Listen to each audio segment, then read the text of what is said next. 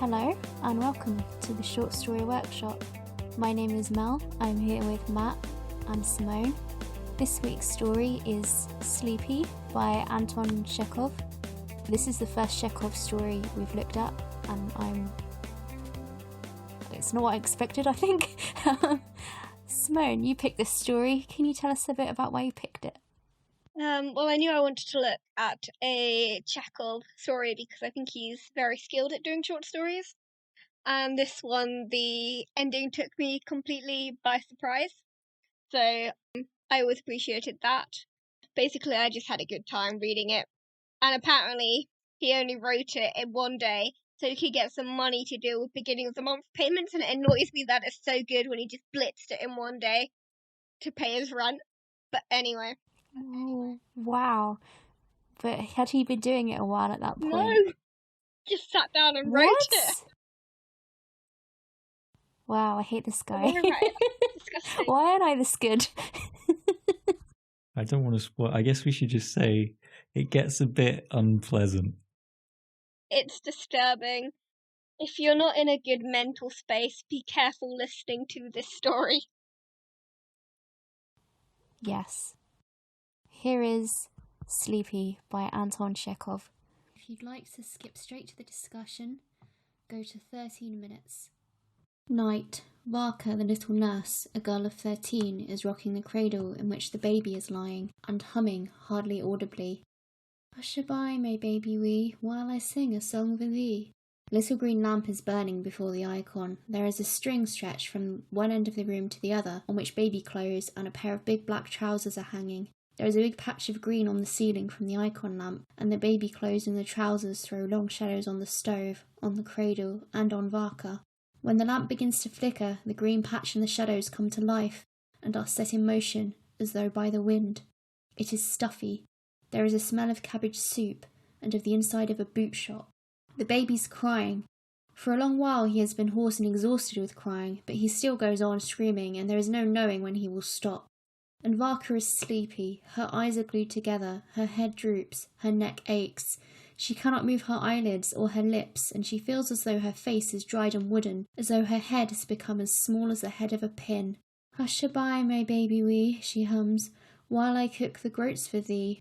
A cricket is chirring in the stove. Through the door in the next room, the master and the apprentice Afanazy are snoring. The cradle creaks plaintively. Varka murmurs, and it all blends into that soothing music of the night to which it is so sweet to listen when one is lying in bed. Now that music is merely irritating and oppressive because it goads her to sleep, and she must not sleep.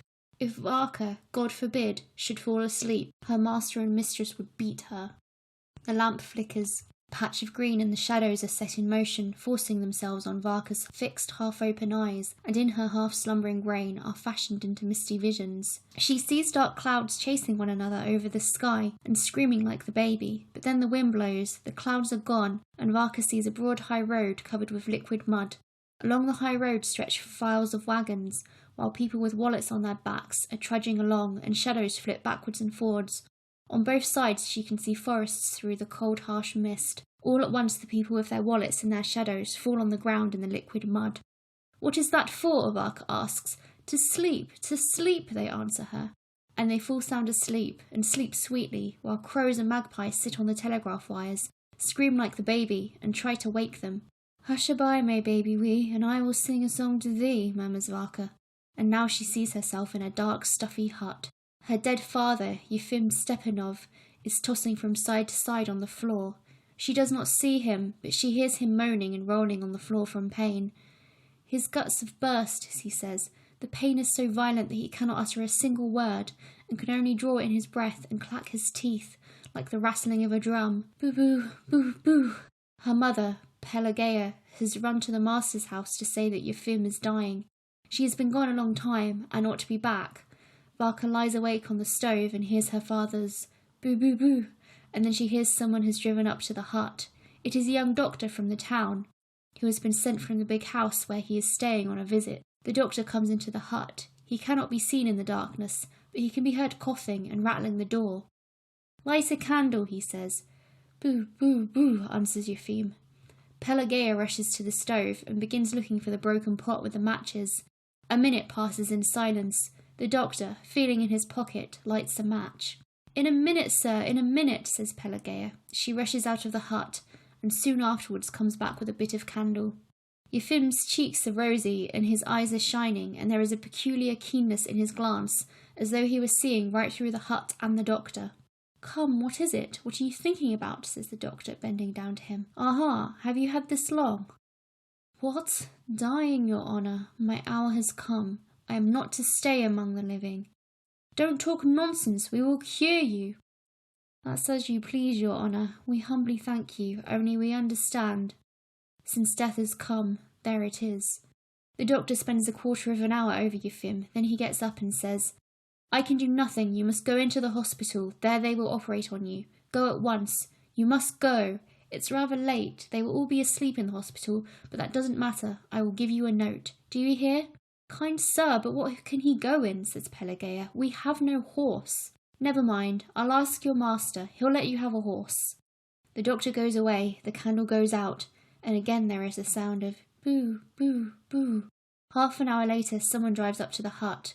A cart has been sent to take Yefim to the hospital. He gets ready and goes. But now it is a clear, bright morning. Pelageya is not at home. She has gone to the hospital to find what is being done to Yefim. Somewhere there is a baby crying, and Varka hears someone singing with her own voice. "Hush-a-bye, my baby wee. I will sing a song to thee." Pelageya comes back. She crosses herself and whispers, "They put him to rights in the night, but towards morning he gave up his soul to God. The kingdom of heaven be his, and peace everlasting. They say he was taken too late. He ought to have gone sooner." Varka goes out into the road and cries there, but all at once someone hits her on the back of the head, so hard that her forehead knocks against a birch tree. She raises her eyes and sees facing her master the shoemaker. "What are you about, you scabby slut?" he says. "The child is crying, and you are asleep." He gives her a sharp slap behind the ear, and she shakes her head, rocks the cradle, and murmurs her song. The green patch and the shadows from the trousers and the baby clothes move up and down, nod to her, and soon take possession of her brain again. Again she sees the high road covered with liquid mud, the people with wallets on their backs, and the shadows have lain down and are fast asleep. Looking at them, Varka has a passionate longing for sleep. She would lie down with enjoyment, but her mother Pelageya is walking beside her, hurrying her on. They are hastening together to the town to find situations. "Give alms, for Christ's sake," her mother begs of the people they meet. "Show us the divine mercy, kind-hearted gentlefolk."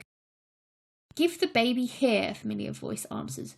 "Give the baby here," the same voice repeats, this time harshly and angrily. "Are you asleep, you wretched girl?" Varka jumps up and, looking round, grasps what is the matter. There is no high road, no Pelageya, no people meeting them. There is only her mistress, who has come to feed the baby and is standing in the middle of the room.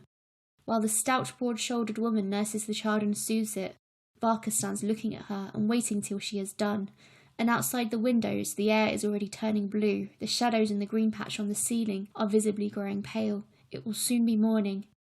"Take him," says her mistress, buttoning up her chemise over her bosom. "He is crying. He must be bewitched." Varka takes the baby, puts him in the cradle, and begins rocking it again. The green patch and the shadows gradually disappear, and now there is nothing to force itself on her eyes and cloud her brain. But she is sleepy as before, fearfully sleepy.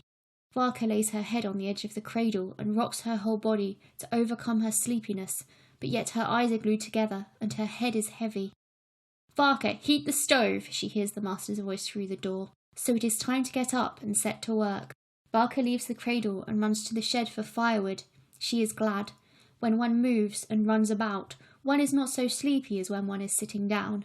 She brings the wood, heats the stove, and feels that her wooden face is getting supple again, and that her thoughts are growing clearer. "Varka, set the samovar," shouts her mistress. Varka splits a piece of wood, but has scarcely time to light the splinters and put them in the samovar, when she hears a fresh order. "Varka, clean the master's galoshes." She sits down on the floor, cleans the galoshes, and thinks how nice it would be to put her head into a big, deep galosh and have a little nap in it. And all at once the galosh grows, swells, fills up the whole room. Varka drops the brush, but at once shakes her head, opens her eyes wide, and tries to look at things so that they may not grow big and move before her eyes. "Varka, wash the steps outside. I am ashamed for the customers to see them." Varka washes the steps, sweeps and dusts the rooms, then heats another stove and runs to the shop, There is a great deal of work. She hasn't 1 minute free. But nothing is so hard as standing in the same place at the kitchen table peeling potatoes. Her head droops over the table, the potatoes dance before her eyes, the knife tumbles out of her hand, while her fat, angry mistress is moving about near her with her sleeves tucked up, talking so loud that it makes a ringing in Barker's ears. It is agonizing, too, to wait at dinner, to wash, to sew. There are minutes when she longs to flop onto the floor, regardless of everything, and to sleep. The day passes. Seeing the windows getting dark, Varka presses her temples that feel as though they were made of wood, and smiles, though she does not know why. The dusk of evening caresses her eyes, that will hardly keep open, and promises her sound sleep soon. In the evening visitors come. "Varka, set the samovar," shouts her mistress. The samovar is a little one, and before the visitors have drunk all the tea they want, she has to heat it 5 times. After tea, Varka stands for a whole hour on the same spot, looking at the visitors and waiting for orders. "Varka, run and buy 3 bottles of beer." She starts off and tries to run as quickly as she can to drive away sleep. "Barker, fetch some vodka." "Barker, where's the corkscrew?" "Barker, clean a herring." But now, at last, the visitors have gone, the lights are put out, the master and mistress go to bed. "Varka, rock the baby," she hears the last order. The cricket chairs in the stove, the green patch on the ceiling, and the shadows from the trousers and the baby clothes force themselves on Barker's half-opened eyes again, wink at her, and cloud her mind. "Hush-a-bye, my baby wee," she murmurs, "and I will sing a song to thee." And the baby screams, and is worn out with screaming. Again Varka sees the muddy high road, the people with wallets, her mother Pelageya, her father Yefim. She understands everything, she recognises everyone, but through her half-sleep she cannot understand the force which binds her, hand and foot, weighs upon her, and prevents her from living. She looks round, searches for that force that she may escape from it, but she cannot find it. At last, tired to death, she does her very utmost, strains her eyes, looks up at the flickering green patch, and listening to the screaming, finds the foe who will not let her live. That foe is the baby. She laughs. It seems strange to her that she has failed to grasp such a simple thing before. The green patch, the shadows, and the cricket seem to laugh and wonder too. The hallucination takes possession of Varka. She gets up from her stool, and with a broad smile on her face and wide unblinking eyes, she walks up and down the room. She feels pleased and tickled at the thought that she will be rid directly of the baby that binds her hand and foot.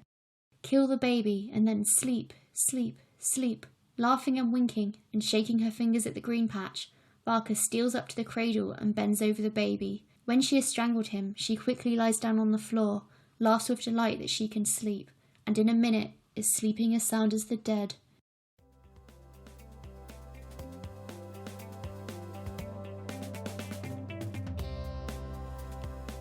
So, what were people's first impressions of this story? Well, if you were sleepy when you started reading, you were wide awake by the end. Yeah? Did you like it? Now that's a complicated question. That's why I asked. I'm not sure I have an answer for you. I was rather bewildered for most of it. I liked the slow descent into lunacy. The ending was surprising. I'm not sure I was a big fan. Maybe I would have liked something a bit more subtle. But I do like that it shows the character's situation really well. So I'm a bit torn. What about you, Mel? My mother asked the same question earlier. She was like, "Did you like the story for this week's episode?" And I sort of thought, I think like is not quite the right word. It's a good story. I appreciated it. I don't know how to word it. Like, it's got such a harsh ending that it feels weird to say that I liked it. When you can like it in the same way people like horror. I suppose I guess I don't typically really like, but no, I have liked some horror stuff. I appreciated that I did not see the ending coming, and really when I was thinking about the questions I wanted to ask about this story, most of them focus on the ending. I was finding it really difficult to think of questions that weren't just about the ending. Yes. It's a very classic Chekhov style, I think, to have the plot kind of ambling along and then hit them with a mallet at the end. I think it's his preferred writing style. Yeah, I'd agree with that. I have one question that's not about the end. I guess we'll start with that one, and then the rest of the time we can just talk about the child murder. There's no delicate way to put it. Okay, so throughout the story, Varka kind of descends into this madness because she's so tired and she sees these, I think they're flashbacks to her father's death. Why do you think they included that in the story? Several reasons, I think. Firstly, I think there's a focus on atmosphere in this story. And that's something you see more often in short stories, I think. Is trying to build a certain mood and having quite this vivid description of her father slowly dying because he can't get to hospital sets up the tone, for sure. So the ending feels like it fits a bit better. And also, it's giving us more information about the character and the setting because it shows us that Varka is very poor. Her father basically dies because they don't have a horse, if I read that correctly. So kind of sets up the situation that she's in where she feels like she has no ways out. Yeah, that makes sense. I wondered if it was also put in to make you sympathize with her because it's so sad. I think there's a lot in the story that makes you sympathize with the Varka as a protagonist. I think it caused quite a stir at the time, actually. I could be wrong about this, but I feel like it did at the time. I read somewhere that it did because the character was so sympathetic and then did something so horrific at the end, so people couldn't decide how they felt about her. Yeah, maybe it's similar in that way to The Lottery, which was not about a single character, but about a group of characters that people got attached to and then couldn't believe what they'd done at the end. But yeah, no, definitely. I think the highlighting her situation, and it also sort of parallels it in that you can see it how it went badly back in the day because he couldn't get help, and you can kind of see it playing out at the same time with her current position because they keep kind of pushing back what would help her by just giving her more work. Like the fix is easy. And it's something that a lot of people take for granted as well, just being able to go to sleep. I also think it keeps the story from being too lulling, because it's almost mimicking kind of the situation Varka's in the sense that she's so tired that her brain wants to kind of slip into these dreams only for like the violent crying to break her out of it. And I think the kind of point of the horrible event with her father's death do the same thing to disrupt us out of, falling too much into the rhythm of the story. Yeah. So rather than just like going along with Varka's day, it sort of gives it a bit of context and, as Matt said, gets the atmosphere of dread building up. Coming back to that sense of dread as Varka grows more tired, did either of you see the ending coming? Of course not. What did you think might happen? I foresaw maybe she would die, get killed due to negligence, maybe go crazy completely and have some weird dreamlike ending that doesn't make much sense. Something along those lines. Yeah, I thought she was going to die as well, or like... I mean, maybe she did. Maybe. She might have. It doesn't, assume that she's going to get punished for what she did. I thought she was going to go back into her daydream of her father dying, except she'd be the one dying instead. Ah. So I thought she would join the daydream and die because she was so tired. So I didn't really envision a happy ending, but I guess it's a bit different to what actually happened. I mean, it's a happy ending for Barker in the sense she finally gets to sleep. Like, she achieves her goal. I think it's ironic that she identified the baby and therefore her lack of sleep as the thing that was keeping her from living, and yet there's a strong implication that after the events of the story she's not gonna have much of a life to live. Oh, it's so dark. It's so dark. I love it. I think I'll remember this story. The way it starts off with that like sort of cozy scene where she's lulling the baby. Is it cozy? I was kind of reading it that way because she's singing to it and... Like, it's domestic and familiar. Like, particularly if you've ever tried to get a baby or anything to go to sleep and it won't stop crying. I feel like the way the place was described was not particularly pleasant. Oh, it smells of old boots. Great. So, do you think the story showcased the famous Chekhov's gun technique? And would either of you like to explain Chekhov's gun, or would you like me to do it? So, the idea is if you have a gun on the wall in Act 1, It has to go off at some point in the story, probably Act 3. Otherwise, you're going to have people sitting there thinking, why the hell did you mention that there's a gun there? Right? It's the idea that not only does everything have to be related to the story, but if we see something important and the author directly points to it, you've got to use it for something, otherwise the audience will be confused. And I think that often plays into red herrings as well, in the sense that, like, obviously, moving on from Chekhov's gun slightly, the idea of that, okay, if you're showcasing a gun on the wall and it's not something that you use directly and it's only a red herring, it still needs to be important to the plot. If you're spending a lot of time lingering on something, it's proportion. Like, anything you spend time on, you expect it to be important, and you will annoy your reader if you make them spend a lot of time on something that ultimately kind of amounts to nothing. I'd say it's got even more commonplace and popular. It's like a staple of TV, etc., to have things that come up in one episode that don't seem important kind of carry through to later ones. Every detail matters, especially because you have like 10 trillion fans remembering all the details. Humans love patterns and foreshadowing. It's also a way to get around a Deus Ex Machina, because if you just pull a gun out your back pocket in Act 3 and save the day, then that's cheating. But if you told us the gun was there 20 chapters ago, then it's cool. Yeah. What if you forget that the gun was mentioned 20 chapters ago? I mean, in that sense, it kind of depends what it is as well, because a gun in particular is a weapon. Like, it's going to cause tension at all points. It's a bit like Hitchcock's rope. You know that you as the reader and the audience knows that the body is there, and that means that even when they're not talking about the body, it's about the body being there. And the same as kind of if you focus on the gun being there. Like, if you've got a gun, you expect it to go off, and you're waiting for it to go off, and therefore there's an undercurrent of tension, which isn't there if it's your gun is something less important, I guess, and more forgettable. Like, you don't forget if a character has a gun. Everyone uses the gun example, I guess, because it's just such a strong image.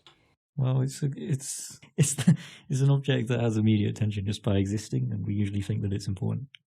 And it's an example of a kind of, like, it's not that you can never linger on details for world building. Like, you know, just because you take time to describe a beautiful scene doesn't mean that that scene has to be important later. It's to do with specific, I think, objects or ideas that you would expect to have relevance in the story. Like, if you spend a long time introducing a character, then you expect that character to have an importance in the story. If they just vanish and are never heard of again, you're going to be annoyed. Same concept. Like, why is this guy here? Why should I care about him? He disappears out of the story. You didn't need to spend time explaining that he really wanted to become a star skateboarder one day or something. I think the thing people sometimes get tripped up on with this is that it's saying everything you linger on has to have a purpose, but that doesn't mean it has to have a plot purpose. Like, it can have a purpose in informing you about the setting, it can be world building, it can tell you something about the character. It just has to do something. So do you think this story uses Chekhov's gun? Nope. No? Yeah, no. Like, it hints that something bad could happen, but that's not quite the same. It'd be one thing if she almost accidentally killed the baby at the fast and then didn't, and then actually killed it later. That would be kind of a Chekhov's gun. I think that would more be like foreshadowing, really. Yeah, I guess. I thought maybe because it mentions the shadows at the creepy green shadows at the beginning, and then at the end they're what kind of entice her into, as well as her really, really tired brain, into killing the baby. That I thought maybe that would maybe count, but I wasn't sure. I don't think so. I feel like that was just kind of building the atmosphere more than anything. I don't see the link there. What have shadows got to do with killing a baby? I guess because it was mentioned in detail at the beginning and at the end, and I thought that it was like a signal of her decreasing mindset. I thought there was a link there, but maybe not. Like, maybe there is, but it's not apparent when you see just the start, which is why it can't be a Chekhov's gun. Yeah, it's not like, oh god, the shadows. Okay, yeah, I understand. Alrighty. I think the Chekhov's gun's more of a guidepost than a kind of literary rhetorical device in and of itself. Like, you don't use Chekhov's gun in your story to a certain extent. It's you use it in the sense of you don't put the gun in if you're not going to use it, but it's not like a literary device in and of itself. It's not like foreshadowing. If it's not a literary device, what is it? It's more of a rule than a technique, right? Yeah, that's right. Thank you for putting it so eloquently. So you wouldn't deliberately use it? Well, you might. I mean, you could say, I'm going to put this thing here so that I can use it later. But I think that we more typically apply this as, you've put this thing here, therefore you must use it later, which is not a technique, that's advice. Cool, alrighty. What do you think of Varka at the end of the story after she kills the baby? Do you still sympathise with her, I suppose, is the question. She's clearly out of her mind, isn't she? And her employers are clearly quite abusive. I think it's a complicated question to ask whether you sympathise with someone who's clearly deluded, because I don't think they would sympathise with themselves if they were in the right mind, right? Yeah, but people are always more self-critical. And, like, just because you can sympathise with someone doesn't mean you agree morally with their actions. There's a difference. I very much sympathise with Varka. She's 13, she's a child herself. I was surprised at how much I did. I was like, I understand, it's noisy and you just wanted to sleep. But the other part of me was like, why doesn't she, like, do something against her employers, owners? I don't know what to call them. I mean, she's 13. And very, very sleep deprived. Like, it's not exactly going to set you up for a rational thought, is it? Being sleep deprived. I know, it's like when I'm in a room with someone who's snoring, my thought tends to go more towards, I could smother them and then they'd shut up, as opposed to, maybe I should go sleep in the hall, which comes with a bit of more clarity later, after the first thought. I see, yes. I suppose it's the more immediate thing, isn't it? And it's inexplicitly annoying. Like, a baby crying is a terrible sound. I think she should have got like a big box with a tube for oxygen, like in The Quiet Place. Yeah, that would have been good. I mean, I don't think it's supposed to be an example of brilliant problem-solving skills. More the way that normal people can be driven to horrific things in specific circumstances.